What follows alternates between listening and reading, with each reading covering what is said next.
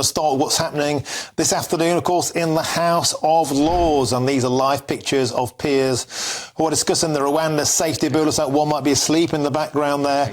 This is for the second time. Ken Clarke speaking there, of course. The debate is on whether the country is a safe place for the UK to deport illegal migrants to. The Prime Minister's official spokesman said today the bill is a key part of how we stop violent criminal gangs targeting vulnerable people that has led to too many deaths in the English Channel.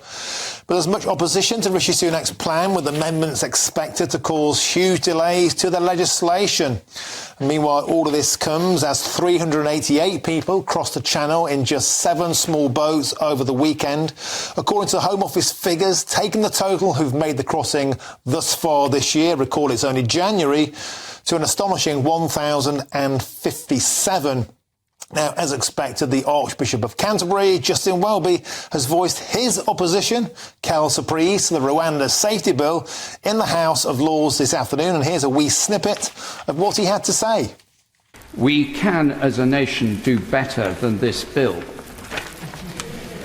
With this bill, the government is continuing to seek good objectives in the wrong way, leading the nation down a damaging path.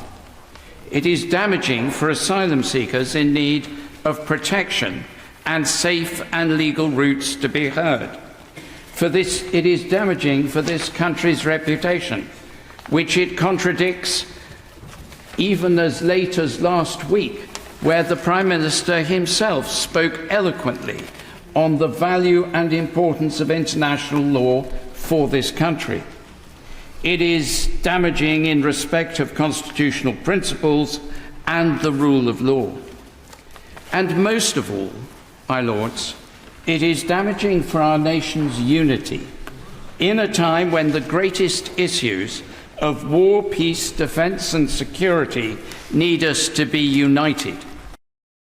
Well, that was Lord Welby there speaking in the Rwanda debate in the House of Lords a short while ago. I'm joined in the studio by our political editor, Chris Hope. You were rolling your eyes a bit there, Chris, but a serious matter. We have Lord Welby saying this is damaging our country's reputation and an apocalyptic vision. Welby, in his speech, he said we need a strategy for refugee policy, Chris, which equips us for the far greater migration flows, perhaps 10 times greater, in coming decades as a result of conflict and climate change. So what's his answer is the question the government might ask him. I mean, it's all very well saying these things in the House of Lords, but what is the alternative you've got? I mean, he said there that it's damaging for our nation's unity. We can and will do better. It's been pretty much one-way traffic so far. The debate started at about 3:10. Yeah. Lord Blunkett, David Blunkett, the former Home Secretary, called it frankly ridiculous. It's nothing, he said the Rwanda plan has nothing to do with finding solutions. It's everything to do with virtue signalling to a particular part of the electorate, going back to the point about uniting the country. You heard there from Lord Welby. Lord German, who's a Lib Dem peer, he says the bill places the UK at risk of breaching our commitments under international law. Lord Ponsonbury, who's a shadow Labour Home Affairs spokesman, said the same. It threatens the UK's compliance with international law. Others, not all the same way, though. Daniel Hannan, who is a Eurosceptic for MEP, you know him from the European Parliament, Martin, he said, you can easily list these defects, but what is a plausible and credible alternative to Rwanda? Other countries, the government would say, are looking at processing illegally arrived migrants outside of their own borders. This goes one step further by deporting them to Rwanda. The idea, as the government says, is to break this model of the people smugglers and make it work that way. That's the idea. You'll hear more of the same going through tonight.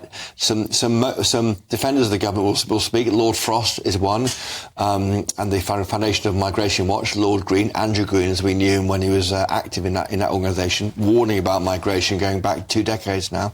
But I think you are going to see a lot of this, and it will go through tonight. The Lib Dems will probably vote against it. Labour won't vote. It should carry, therefore, for the government.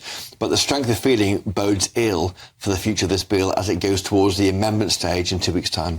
And the direction of travel with all this endless cogitation in the House of Lords is they want to water it down. They want to at least put the feeling in the Commons that this is going to be unpopular.